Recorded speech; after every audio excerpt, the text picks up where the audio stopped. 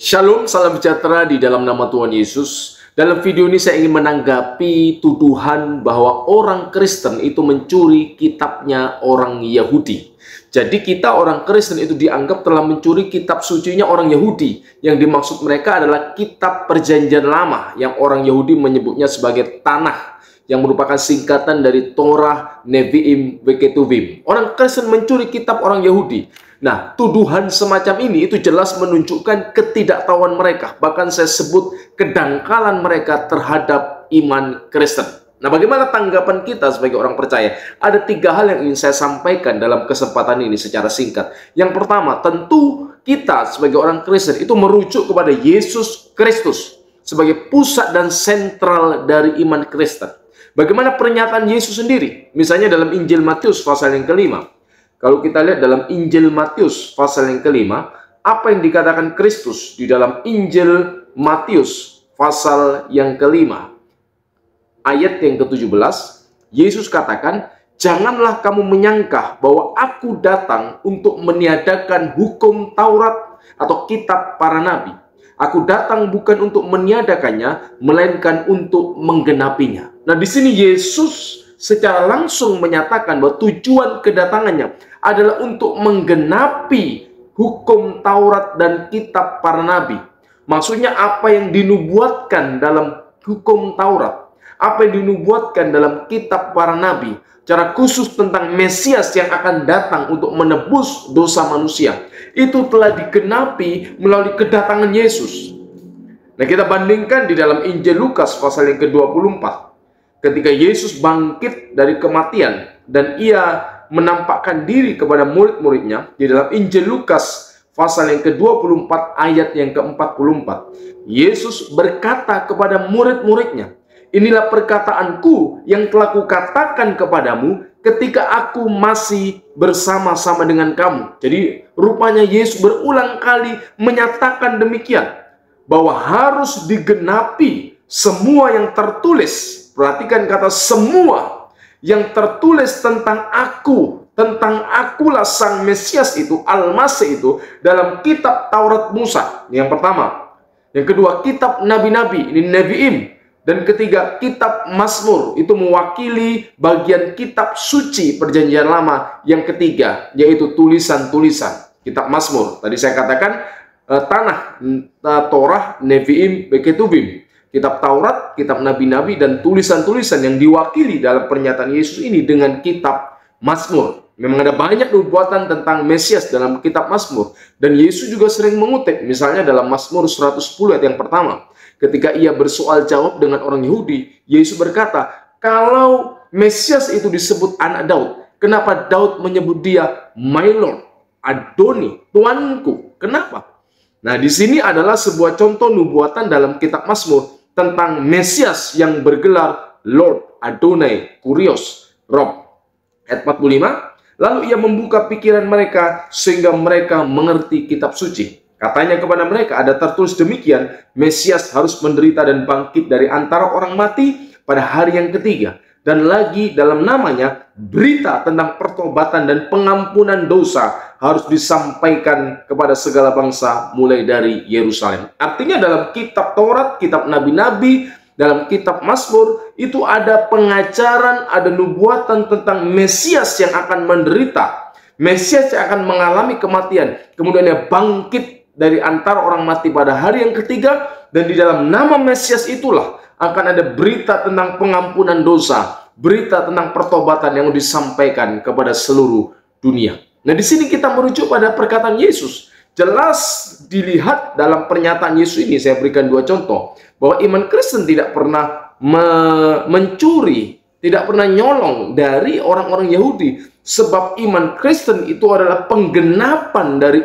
iman perjanjian lama tentang Mesias. Sekali lagi saya tekankan bahwa kekristenan itu merupakan penggenapan dari iman perjanjian lama tentang Mesias.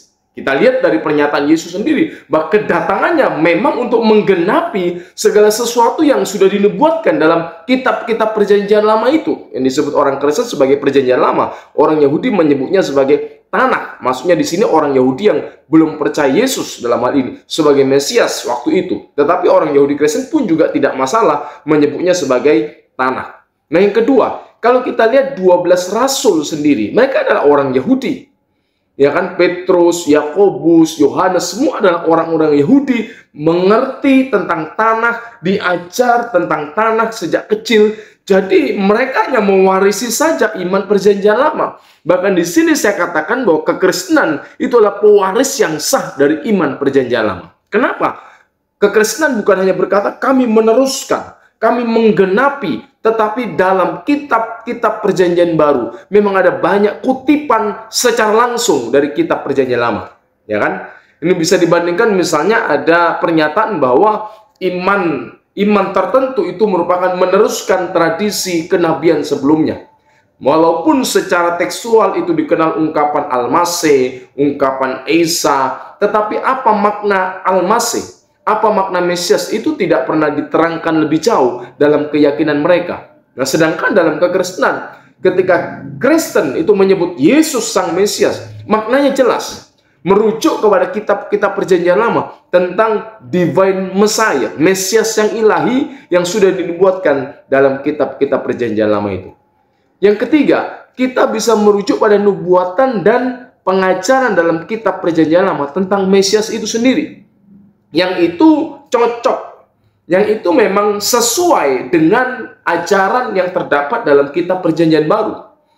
Nah, persoalan dalam perkembangan yang kemudian dalam Yudaisme sendiri mengalami perkembangan, tetapi kalau kita melacak ya kan pada iman perjanjian lama, pada era Yesus, pada era sebelum para rasul, bahkan di sana sudah dinyatakan dalam tulisan-tulisan para rabi, tafsir-tafsir para rabi, bahwa Mesias itu akan datang memang sebagai sang penebus. Misalkan dalam kitab Yesaya, nubuat tentang sang hamba Tuhan yang menderita, Mesias yang menyerahkan hidupnya untuk menjadi tebusan bagi umat manusia. Itu jelas dikatakan dalam kitab Yesaya. Mesias yang ilahi, yang digelar dengan sebutan sang anak manusia, sebutan yang kerap kali dipakai oleh Yesus sendiri. Itu jelas dalam kitab Nabi Daniel. Kitab Daniel tentang sang anak manusia yang kepadanya ya kan segala bangsa, kaum dan bahasa akan bertekuk lutut, bersujud di hadapan sang Mesias itu jelas. Dan itu secara langsung dipahami oleh Yesus sebagai nubuatan tentang dirinya sendiri. Dan orang Kristen, pengikut Kristus, jelas memahami ini semua dari pernyataan Yesus sendiri. Dan dari apa yang dikatakan Yesus dalam Injil Lukas pasal 24, Injil Matius pasal 5 tadi ayat 17, orang Kristen kemudian menyelidiki, merenungkan, mempelajari kitab-kitab perjanjian lama itu, dan mereka memang melihat, menemukan Yesus itulah Sang Mesias yang dijanjikan dalam kitab-kitab itu. Jadi tuduhan bahwa Kristen nyolong kitabnya orang Yahudi itu jelas tuduhan tidak berdasar. Para rasul adalah orang Yahudi. Dalam Kisah Rasul, kitab sejarah yang menceritakan perjalanan gereja mula-mula, dikisahkan ada banyak imam-imam orang Yahudi percaya Yesus adalah Mesias. Jadi ungkapan itu tidak tepat. Bahkan itu tuduhan pernyataan yang ngawur. Tetapi yang benar, kekristenan itu adalah meneruskan. Kekristenan adalah penggenapan dari iman perjanjian lama tentang Mesias, Sang Juru Selamat yang dijanjikan itu. Nah, dan di sini kita harus mengerti dan kita menjelaskan, kita menjawab tuduhan-tuduhan yang jelas sama sekali tidak berdasar secara historis. Nah, kiranya apa yang saya sampaikan ini memberikan pencerahan bagi kita semua untuk kita semakin memahami iman Kristen kita lebih baik lagi. Amin. Tuhan Yesus memberkati.